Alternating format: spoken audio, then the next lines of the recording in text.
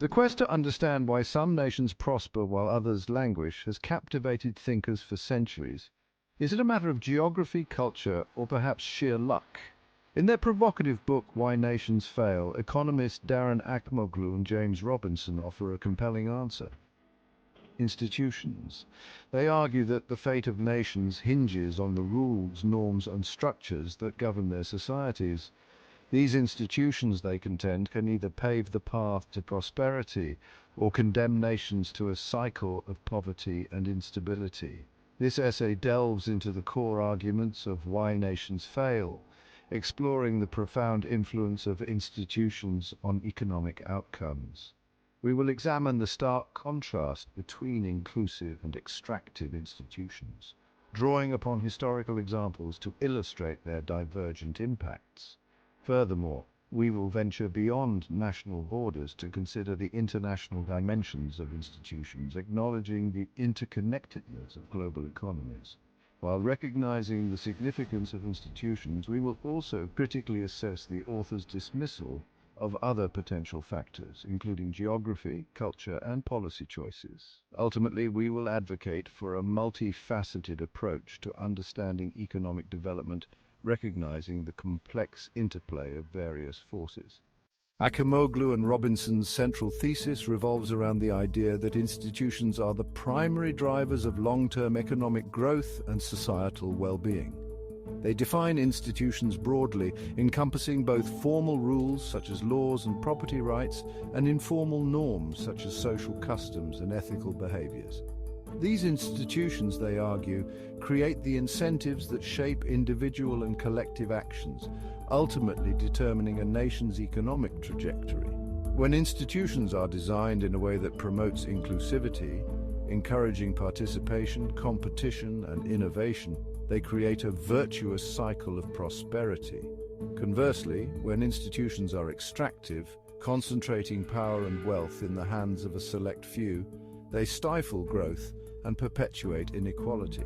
To illustrate their point, Acemoglu and Robinson draw a compelling comparison between Nogales, Arizona, and Nogales, Sonora.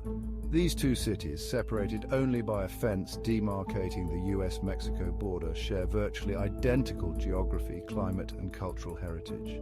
Yet, Nogales, Arizona boasts a per capita income 3 times higher than its Mexican counterpart. The authors attribute this stark economic disparity to the vastly different institutional environments that prevail on either side of the border. While Nogales, Arizona benefits from secure property rights, a transparent legal system, and a government accountable to its citizens, Nogales, Sonora, has long been plagued by corruption, weak rule of law, and a history of extractive institutions that have concentrated power and wealth in the hands of a small elite. At the heart of why nations fail lies the distinction between inclusive and extractive institutions. Inclusive institutions, as the term suggests, are characterized by their openness and accessibility. They provide broad-based opportunities for citizens to participate in the economy, protect property rights, enforce contracts impartially, and ensure a level playing field for businesses to compete. These institutions foster innovation by rewarding creativity and risk-taking.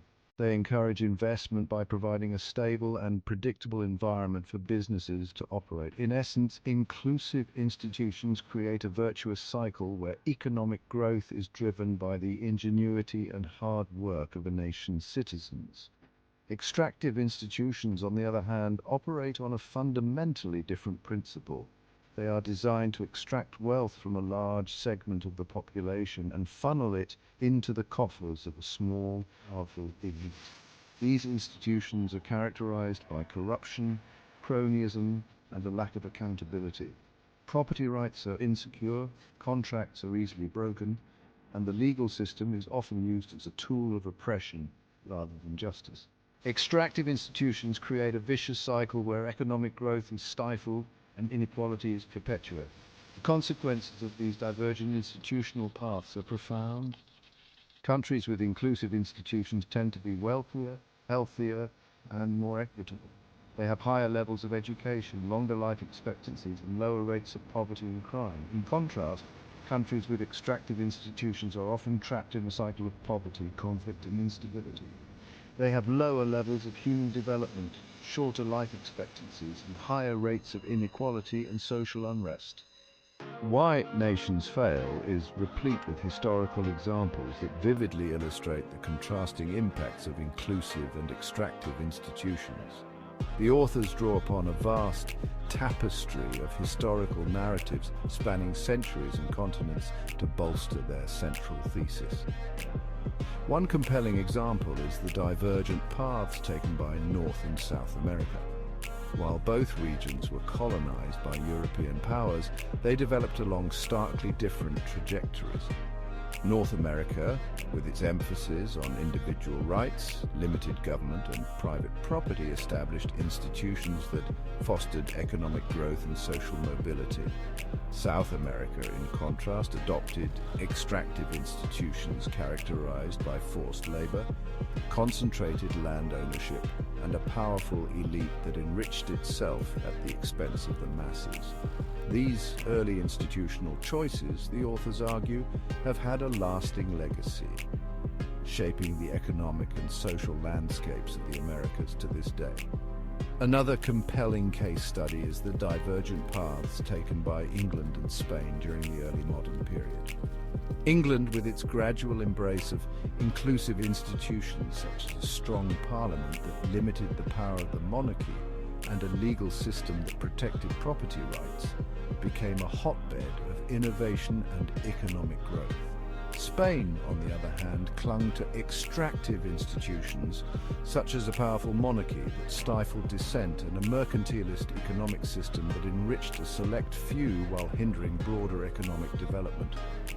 These contrasting institutional choices, Acemoglu and Robinson argue, explain why England became a global superpower while Spain's empire crumbled. Now let's dive into the international dimension of this topic. You see, the global landscape is incredibly diverse and interconnected.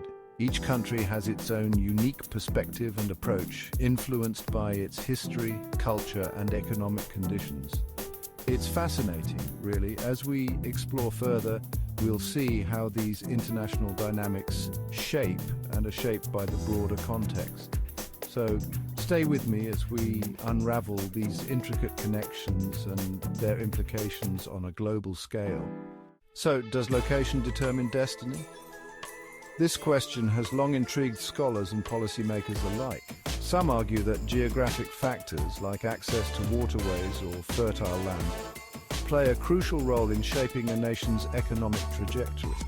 Others believe that while location matters, it is not the sole determinant of the country's fate. Instead, they emphasize the importance of institutions, culture, and policies. Are shared values more important than institutional frameworks? This debate centers on whether cultural norms and collective beliefs drive economic success, or if it is the institutions that reflect and reinforce these values. Many argue that shared values create a foundation for effective institutions, while others contend that strong institutions can shape and even transform societal values over time. Can good leaders overcome bad institutions? Leadership undeniably plays a significant role in a country's development.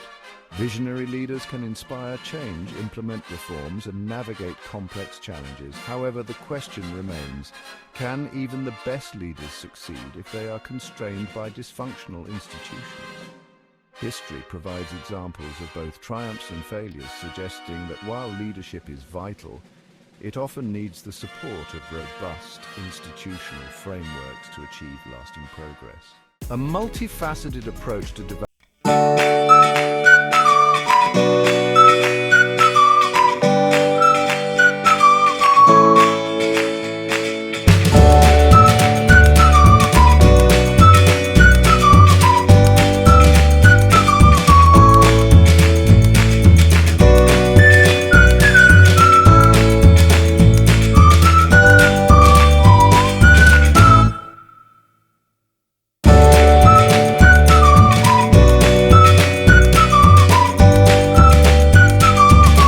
of various influences.